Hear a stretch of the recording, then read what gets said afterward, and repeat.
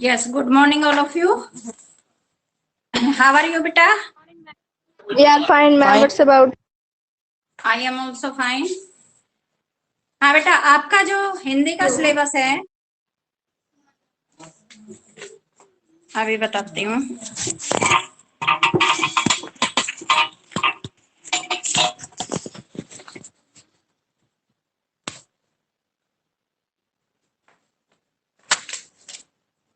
बेटा आपको पता ही चल गया होगा कि आपके 16 डेट से पेपर हैं, ठीक है? यस मैम, 17 को हिंदी का है।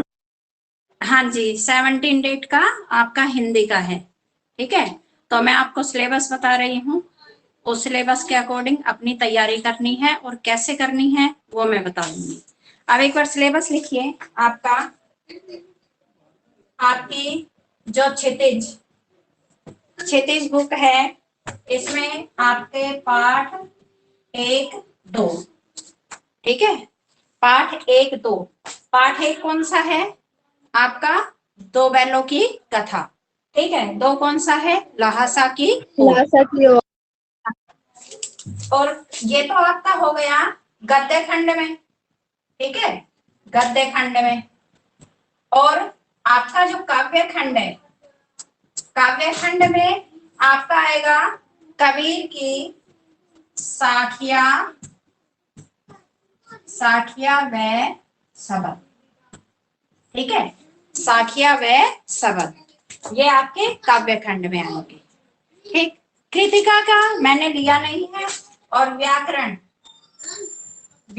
में आपके समास, ठीक है? समास आएंगे। हो गए क्लियर?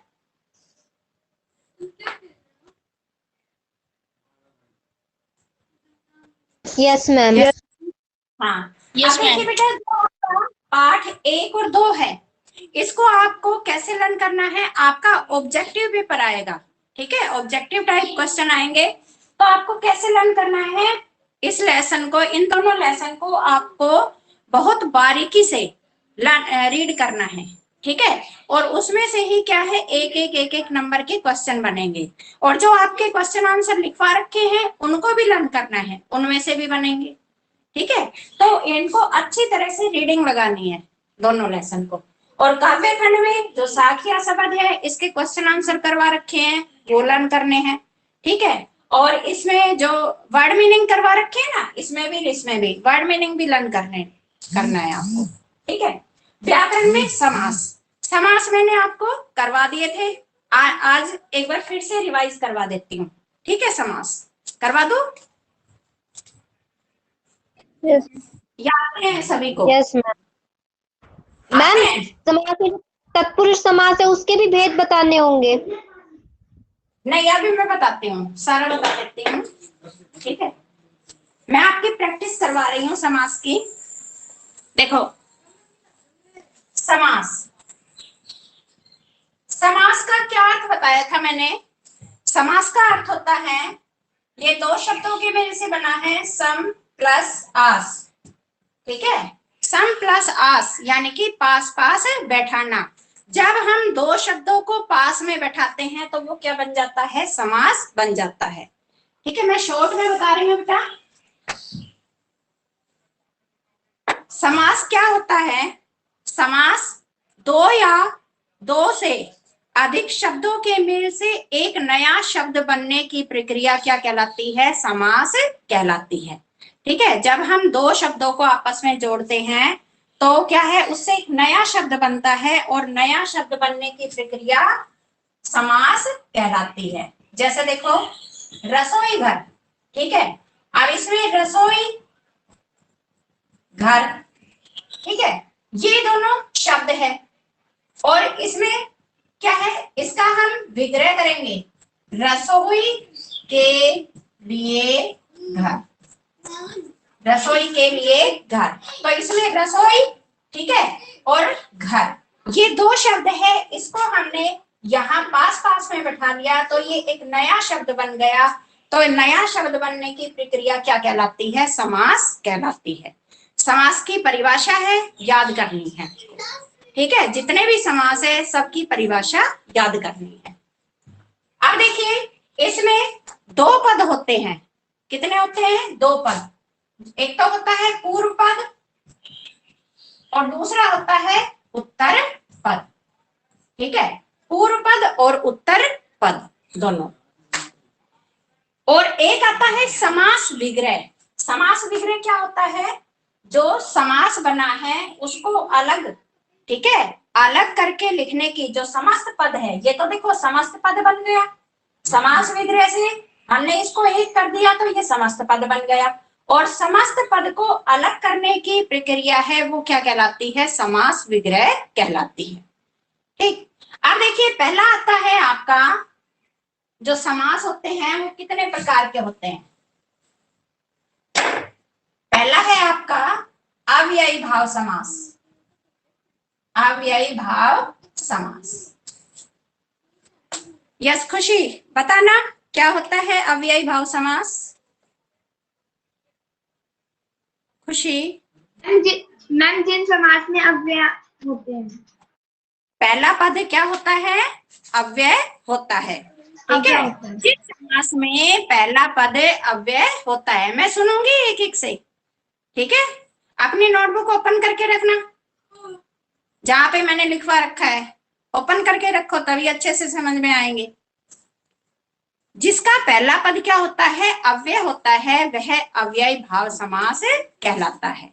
अब देखो जैसे मैं इसकी प्रैक्टिस करवा देती हूँ। आजन, आ जन, इसका हम विग्रह करेंगे तो ये जन्म तक। ठीक है, जन्म तक। आ मरण, मरने तक। ठीक है, मरने तक। रातों रात, रातों रात, रात ही रात में। ठीक है, रात ही रात में।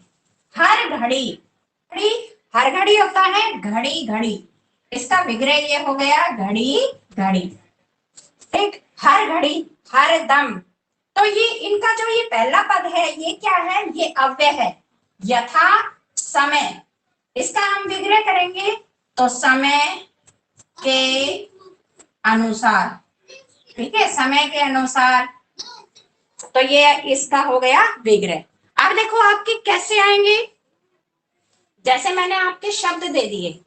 ठीक है, शब्द देकर मैंने पूछ लिया कि इसका विग्रह क्या होगा। ठीक है, आपको ऐसे भी याद करने हैं, विग्रह भी याद करने हैं और इनके नाम भी याद होने चाहिए कि ये कौन सा समास है। ऐसे याद करोगे सारे समास।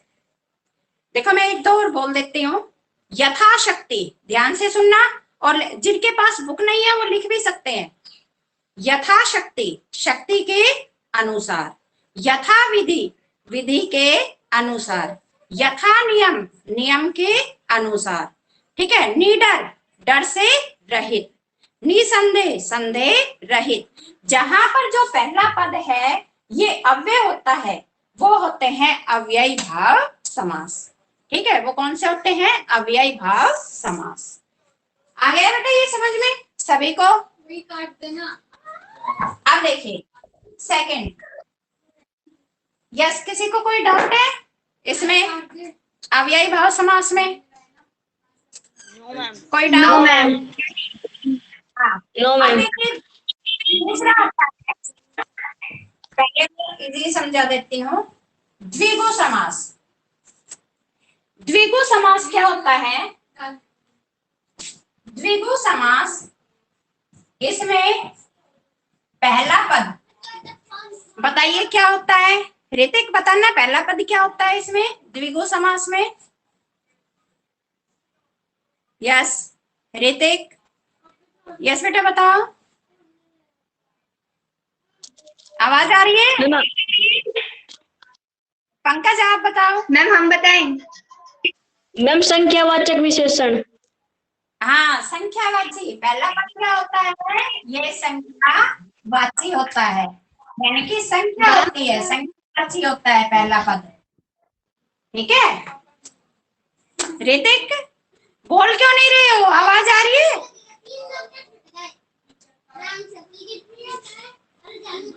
या जानबूझकर नहीं बोल रहे? मैम यस बेटा। मैम दशानन को द्विगु समास में लिख सकते हैं ना? लिख सकते हो। अब देखिए, जैसे इसका हो गया चौराहा, चौराहा, तो चार राहों वाला। हाँ, चार राहों वाला। ठीक है, जहां पर चार राहें। यस बेटा। मैम दिया का नेट नहीं आ रहा, वो पूछ रहे वो क्लास लीव कर दे। दिया, क्या प्रॉब्लम हो रही यस है? मैम। तो और लीव भी हो। हाँ, फिर मैम। आपके पास भी तो, आपके पास कैसे मैसेज आया है उसका? Yes ma'am. ठीक है, उससे बोलना रिकॉर्डिंग देख लेगी। ठीक है, ओके। Yes ma'am. चार राहों वाला, तो इसमें जो पहला पद है ये क्या है? ये संख्यावाची है, सबसे इजी। ठीक है, सबसे इजी समास है ये द्विगु समास। इसमें पहला पद संख्यावाची होता है। अब देखिए, इसके एक दो उदाहरण और बता देती हूँ। चवन्नी, चवन्नी चार आनों का समाहार।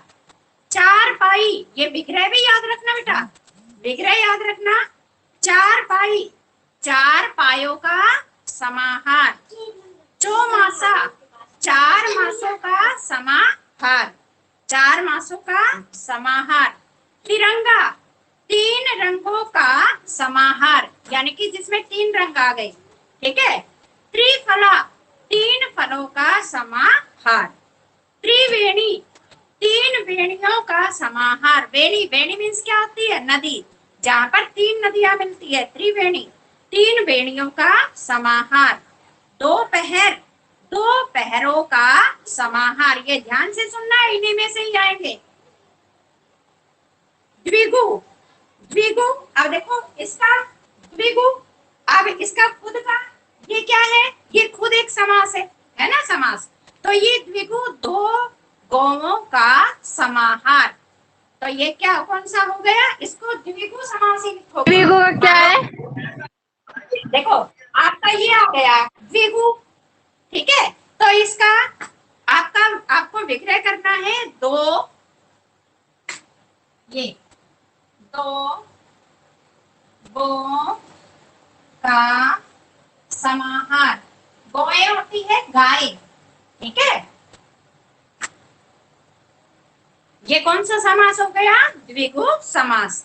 नवग्रह, नवग्रहों का समाहार। नवनिधि, नवनिधियों का समाहार। नवरत्न, नौ नौ रत्नों का समाहार। पंचवटी, पांच वटियों का समूह।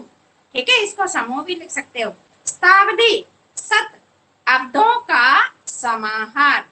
सतसई, सतसई ये बिहारी जी की है, 700 का समाहार। तो जिनमें जो पूर्व पद है संख्यावाची आता है वो होता है द्विगु समास। अब देखिए, अब आता है आपका द्वंद्व समास। कौन सा आता है? द्वंद्व समास। ये आपकी रिवीजन करवाई जा रही है, ध्यान से सुन लेना, और इससे बाहर कुछ आएगा नहीं। द्वंद्व समास कौन बताएगा? द्वंद्व समास का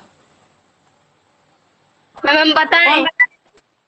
यस, इसमें कोई भी पद मैम जहाँ समस्त पद के दोनों अंग समान होते हैं या दोनों पद प्रधान होते हैं, हाँ। जिसमें और या योजक का लोप होता है, वह द्वंद्व समास कहलाता है। दोनों पद प्रधान होते हैं। ठीक है, इन इसमें दोनों पदों के बीच में योजक चिन्ह होता है। हाँ, इन दोनों पदों के बीच में क्या होता है? योजक चिन्ह आता है। ये योजक चिन्ह आता है, ये इसकी पहचान है, योजक चिन्ह, ये आता है योजक चिन्ह। ठीक, और इसका हम विग्रह करते हैं तो क्या आता है? और या। जैसे माता पिता, माता और पिता, सुख दुख, सुख और दुख। ठीक है, गुण दोष, गुण और दोष। तो इस तरह से आपका ये है आपका द्वंद्व समास। जैसे खट्टा मीठा, तो इसका विग्रह करेंगे, क्या खट्टा बनेगा और विग्रह? मीठा, खट्टा और मीठा। मीठा। मैम यहाँ का एग्जाम्पल देना। मैम तेज, तेज, आवाज आ रही है तेज? ये देखो बोलते नहीं है। ऋतिक, आवाज आ रही है? मैम। हाँ यस जी। मैम। फिर बोलते क्यों नहीं? मैम आजकल समझ में आ रहे हैं समास? पहले भी समझाए थे। यस मैम आ रहे हैं। हाँ हिमांशी बताइए, घी शक्कर, इस समास का विग्रह कीजिए। घी शक्कर। हिमांशी बताओ। घी शक्कर, इसका विग्रह बताओ। आवाज, हिमांशी बोलो। आवाज आ रही है हिमांशी? संजीव आप बताओ, घी शक्कर, इसका विग्रह बताओ। यस। मैम घी और शक्कर। हाँ घी और शक्कर कौन सा समास हो गया? द्वंद्व समास। मैम। यस बेटा। मैम आजकल की तरह समास होगा क्या? आजकल। आज और कल। हाँ द्वंद्व समास होगा। आजकल, हाँ हो जाएगा। आजकल विपरीत भी तो है, ठीक है। भला बुरा, पाप पुण्य, नर नारी, देश विदेश, दिन रात। हाँ मैम दिन रात। राम लक्ष्मण, यश अपयश, रात दिन, हानि लाभ, स्त्री पुरुष, ये सारे किसमें आ जाएंगे? आपके द्वंद्व समास में, ठीक है। अब आता है, यस बेटा। मैम यहाँ का एग्जाम्पल देना। किसका? मैम यहाँ। या का? Yes ma'am. चाय, काफी, चाय या काफी, ठीक है, ये आ जाएगा। मैम ठीक है। हानि रात दिन, मैम हानि लाभ दिन रात और आजकल, मैम इन सब में या ही आएगा ना? हानि या दिन या रात और दिन, देखो दिन और रात ये क्या है? विपरीतार्थक है। दिन और रात, लाभ और हानि विपरीतार्थक है, ठीक है। अब इसमें ये क्या है? ये तो पेय पदार्थ है, ठीक है। चाय या कॉफी, आप चाय लोगे या कॉफी, तो इसमें या आ सकता है, ठीक है। सुख दुख, सुख और दुख, इसके या की कमी आते हैं, ज्यादा तो और के ही आते हैं, ठीक है। अब देखिए 3 समास हो गए हैं आपके। यस। मैम त्रिशूल का विग्रह क्या होगा? इसका त्रिशूल। त्रिशूल, त्रिशूल यही पूछ रहे हो ना? ये पूछ रहे हो? Yes ma'am. Yes ma'am. हाँ, त्रिशूल 3 शूलों का समाहार, ठीक है, जिसमें 3 शूल होते हैं। त्रिशूल 3 शूल हो गए ना, ठीक है। तो ये हो गया आपका कौन सा? द्विगु मैम समास। समाहार के समूह भी लिख सकते हैं ना? हाँ समूह भी लिख सकते हो। समाहार, समाहार होता है उसमें मिलना। यस। अब देखिए, अब आता है आपका कर्मधारय समास। कर्मधारय समास, कर्मधारय समास क्या होता है? कर्मधारय समास में जो पहला पद होता है विशेषण, ठीक है, और दूसरा पद विशेष्य होता है। पहला पद उपमेय और दूसरा पद उपमान, ठीक है। जहां पर उपमेय, उपमान और विशेषण, विशेष्य का संबंध बताया जाता है, वहां कर्मधारय समास होता है। देखो इसमें सिर्फ ये याद करना है आपको, विशेषण, विशेष्य, उपमेय और उपमान। उपमान, ठीक है, इनका आपस में संबंध होता है। जैसे देखो, नील कमल, नील कमल, अब नील कमल है तो इसका नील गगन, नीला नीला कमल, है जो कमल। अब इसमें किसका संबंध बता रहा है? नीला, नीला क्या है? विशेषण। नीला क्या है? कमल विशेष्य है। और कमल क्या है? विशेष्य है। कमल क्या है? विशेष्य है। तो विशेषण, विशेष्य। देखिए, चंद्रमुखी, चंद्रमुखी, चंद्रमा के समान मुख, चंद्रमा के समान मुख। अभी मैंने आपको अलंकार पढ़ाए, उसमें भी उपमेय उपमान बताया था। उपमेय क्या होता है? जिसकी तुलना की जाए। तो यहाँ पर मुख क्या है? उपमेय, ठीक है, चंद्रमा से तुलना की जा रही है तो यहाँ पर ये क्या हो गया? ये उपमान हो गया। तो यहाँ पर उपमेय और उपमान का आपस में संबंध है। तो चंद्रमुखी, इसमें कौन सा समास हो गया बेटा? कर्मधारय समास। कर्मधारय समास में सिर्फ ये याद रखना आप, विशेषण, विशेष्य, उपमेय, उपमान, ठीक है, इनका आपस में संबंध होता है। अब देखिए मैं कुछ एग्जाम्पल बोलती हूँ। अंधकूप, अंधा है जो कूप, कूप मीन्स होता है कुआं, ठीक है, तो ये हो गया कर्मधारय समास। अंध, अंध क्या हो गया? विशेषण, और कूप क्या हो गया? विशेष्य। का पुरुष, कायर है जो पुरुष, कुबुद्धि, बुरी है जो बुद्धि। कृष्ण सर्प, अब देखिए मैंने आपको ये सेंड भी किया था, कृष्ण सर्प वाला। यस, पूछना है बेटा? मैडम बोल रहे पूछना है बेटा कुछ? अब देखिए, दही बड़ा, दही में डूबा हुआ बड़ा, दुरात्मा, बुरी है जो आत्मा। इनके विग्रह भी याद कर लेना। नील कमल, नीला है जो कमल। नील गगन, नीला है जो गगन। नीलांबर, नीला है जो अंबर। नीलकंठ, अब देखो, नीलकंठ, नीला है जो कंठ, इसका देखो, नीलकंठ, नीला है जो कंठ, इसको ध्यान से सुनना। नीला है जो कंठ, इसमें नीला क्या है? विशेषण, कंठ क्या है? विशेष है। तो यहां पर कौन सा अलंकार हो गया आपका?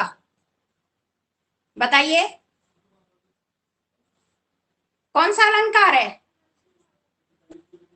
कोई बता सकता है? अरे अभी तो बताया है मैंने, विशेषण, विशेष्य। मैम उपमा अलंकार। अरे अलंकार कहूं, ये अलंकार नहीं, समास, सॉरी, समास। समास बताओ, तुम भी कंफ्यूज हो रहे हो। हाँ, समास बताओ। कर्मधारय समास। हाँ, कर्मधारय समास, ठीक, कर्मधारय समास आ गया। इसका बताओ, नीले हैं कंठ जिसके, अर्थात शिवजी। बहुव्रीहि समास। इसमें कौन सा समास? बहुव्रीहि समास, ठीक है। बहुव्रीहि समास कैसे है इसमें? मैं क्योंकि तीसरा को आ गया पद, इसमें तीसरा ही पद आ गया। तीसरे पद की ओर संकेत अर्थात कर रहा है कि जो प्रथम पद है और द्वितीय पद है, ये दोनों मिलकर क्या है? किसी तीसरे पद की ओर संकेत करते हैं, और इसमें कोई भी पद प्रधान नहीं होता, ठीक है। दोनों पद मिलकर क्या है? तीसरे पद की ओर संकेत कर रहे हैं। तो यहाँ शिव जी के बारे में बता रहे हैं, तो यहाँ कौन सा समास हो गया? बहुव्रीहि समास। अब देखिए, आपका ऐसे भी आ सकता है कर्मधारय समास, और ये बहुव्रीहि समास और आपका द्विगु समास। इनमें क्या होता है, सेम सेम से वर्ड होते हैं और उनमें बताना होता है, तो आपको विग्रह के अनुसार करना होगा। आपका जैसे मान लो मैंने ये दे दिया विग्रह, ठीक है, तो विग्रह को देखकर करोगे कि इसमें विग्रह कैसे किया गया है, तो इसमें कौन सा समास है। ये नहीं है कि आपने नीलकंठ देख लिया और लिख दिया कर्मधारय समास, ठीक है, उसमें अगर आपका आएगा तो विग्रह भी आएगा साथ में। अब जैसे मान लो ये है, ये विग्रह आ गया, नीला है जो कंठ, तो आप कौन सा समास लिखोगे।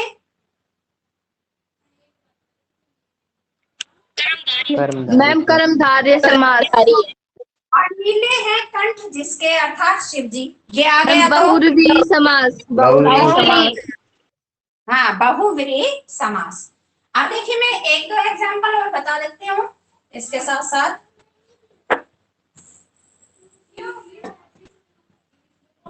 दशानन, ठीक है, दशानन,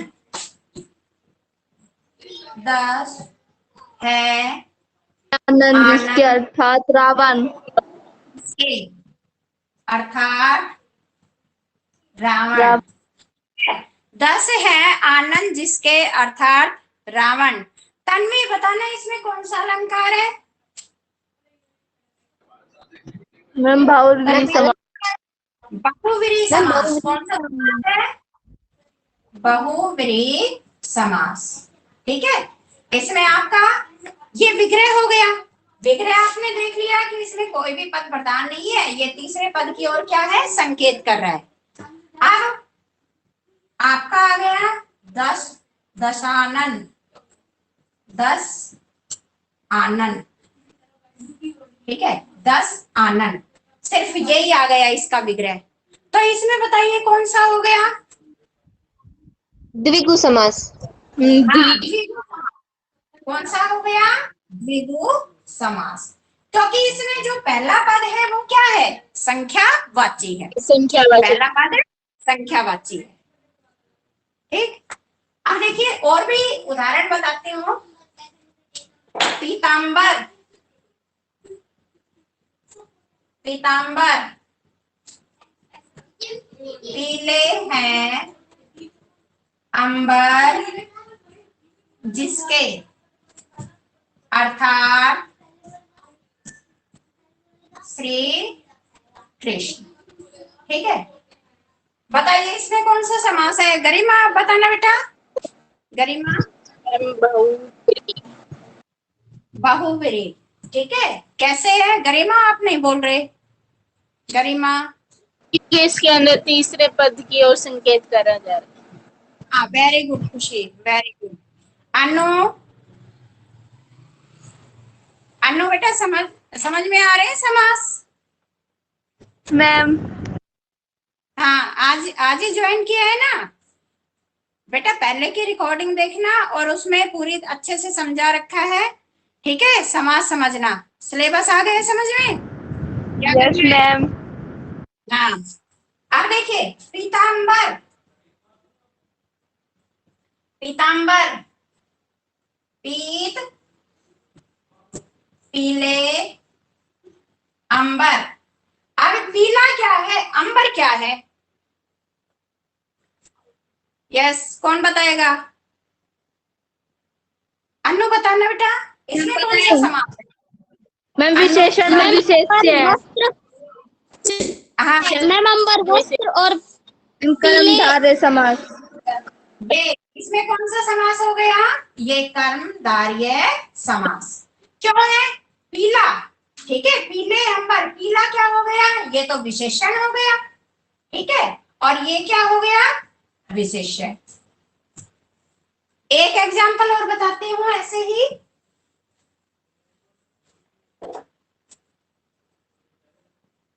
कमल नयन।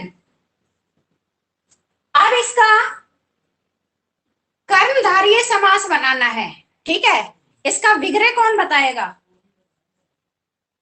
बताइए कौन बताएगा विग्रह।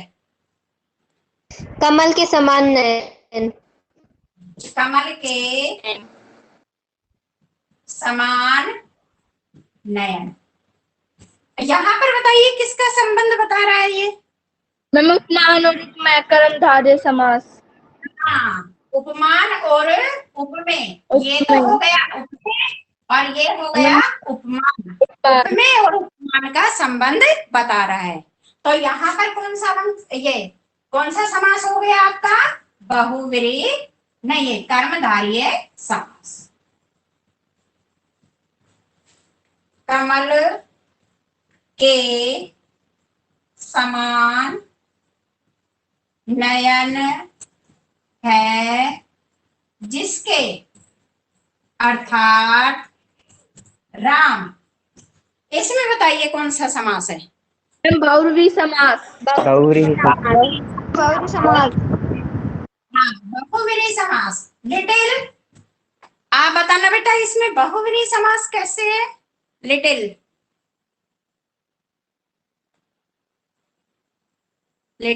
बता सकते हो बेटा? मैम अगर आपने पेपर में ऐसे दिया कमल नयन का विग्रह करो, फिर कौन सा करें? हाँ, मैम फिर कैसे करना है? ऊपर वाला करना है कमल के समान नयन, या वो नीचे अर्थात? देखो अभी ना आपका ऑप्शन में आएंगे, ठीक है, ऑप्शन भी आएंगे उसके। मैंने जैसे आपका दे दिया कमल नयन, ठीक है, अब मैं नीचे लिख दूंगी कि इसका विग्रह क्या है, तो मैं 3 विग्रह दे दूंगी, उसमें आपको देखना है। अगर मान लो मैंने ये दे दिया कमल नयन, इसमें समास कौन सा है, तो उसमें दोनों समास तो आएंगे नहीं। मैंने मान लो कमल नयन दे दिया और ये लिख दिया कि कमल नयन में ये समास के भेद का नाम बताइए, और मैंने दे दिया आपसे ये कर्मधारय तत्पुरुष, ठीक है, और द्विगु। तो आप इनमें से कौन सा करोगे? कर्मधारय। कर्मधारय, ठीक है। बेटा दो ऑप्शन नहीं आएंगे। मान लो कमल नयन ये बहुव्रीहि भी है, कर्मधारय भी है ना, दोनों, तो दोनों ऑप्शन नहीं आएंगे। या फिर ऐसे आ जाएगा कि आपको और समास दे दिया कि इसमें कौन सा समास नहीं है, ठीक है, समास का कौन सा भेद नहीं है। अब बहुव्रीहि भी दे दिया, कर्मधारय भी दे दिया, एक दे दिया मैंने द्विगु, ठीक है, तो ये कर्मधारय बहुव्रीहि ये दोनों हो सकते हैं और द्विगु नहीं हो सकता, ऐसे भी आ सकते हैं। तो बेटा इनको अच्छे से ना रिवीजन करनी है, और कल आप फर्स्ट और सेकंड ये दोनों चैप्टर अच्छे से लर्न करना, ठीक है। और अपना जो काव्य खंड है उसमें कबीर की साखियां और शब्द, ये भी एक बार रीडिंग लगानी है। कल मैं इसमें मैम से जब शॉर्ट पेपर क्वेश्चन, होंगे, जब मीटिंग भी होगी, हाँ वो पता चल जाएगा आपको, ठीक है, लेकिन आपको अपनी तरफ से अच्छे से तैयारी करनी है। ओके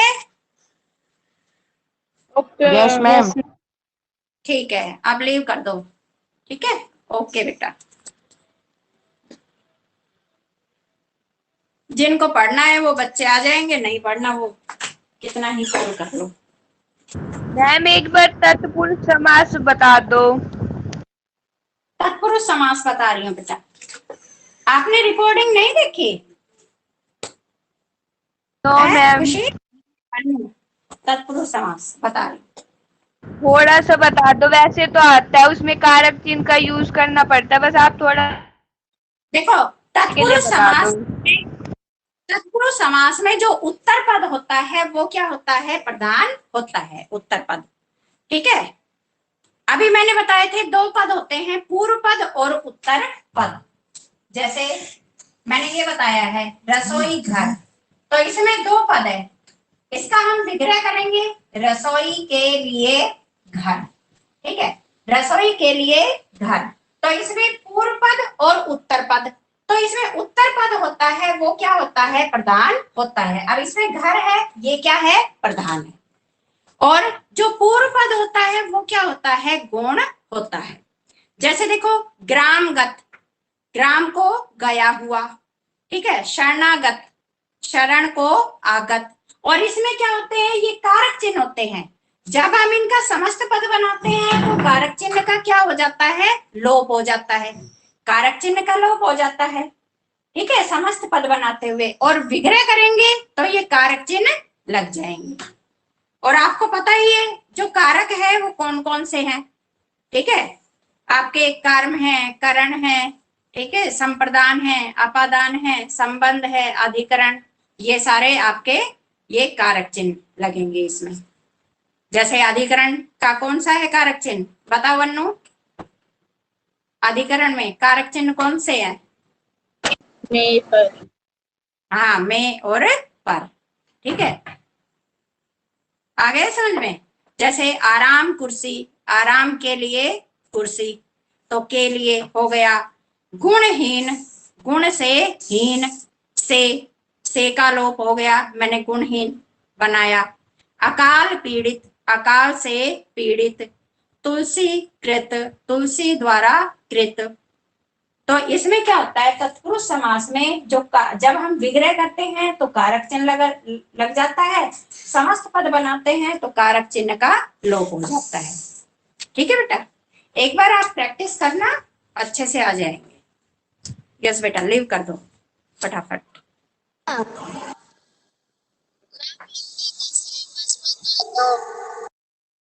यस लिटिल, सिलेबस बता दो। सिलेबस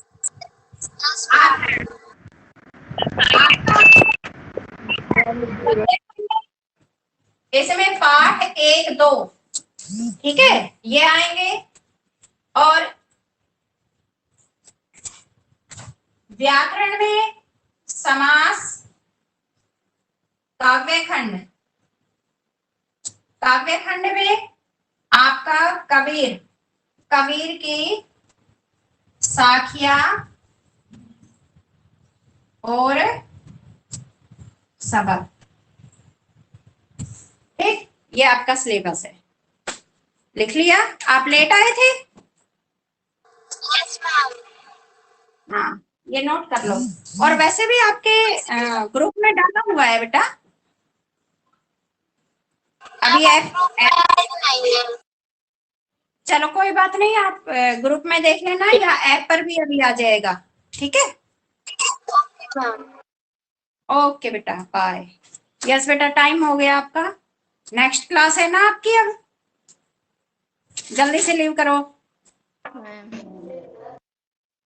फटाफट। खुशी, सुरेखा, हिमांशु, जल्दी करो।